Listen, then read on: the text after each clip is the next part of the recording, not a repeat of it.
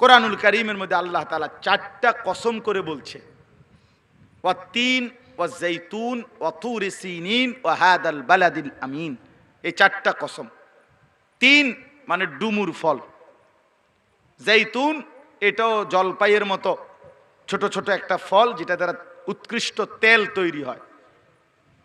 আর হলো অতুরে সিনিন, ওই তুর পাহাড়ের নবীজি আরে মুসা আলাইহিস সালামের সাথে আল্লাহ যে কথা বলছে যে জায়গায়, ওই জায়গার কসম।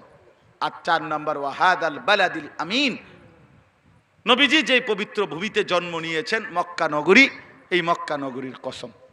কয়টা হলো? আল্লাহ তাআলা বলেন এই 4টে কসম করে বলতেছি বান্দা, লাকাদ খালাকনাল ইনসানা ফি আহসানি তাকওয়িম, নিশ্চয়ই আমি আল্লাহ, বিশ্বাস করো বান্দা, মানুষকেই বানিয়েছি সবচেয়ে সুন্দর করে। এই শব্দটা শুধু আমি ওই আমার এই আয়াতটা বোঝানোর জন্য কইতেছি। মানে আহসান এই শব্দটা বলেন তো। অনেকের নামও আছে আহসান হাবিব, অনেকের নাম আছে না এরকম, এই শব্দটা আর কি আহসান শব্দটা বলেন।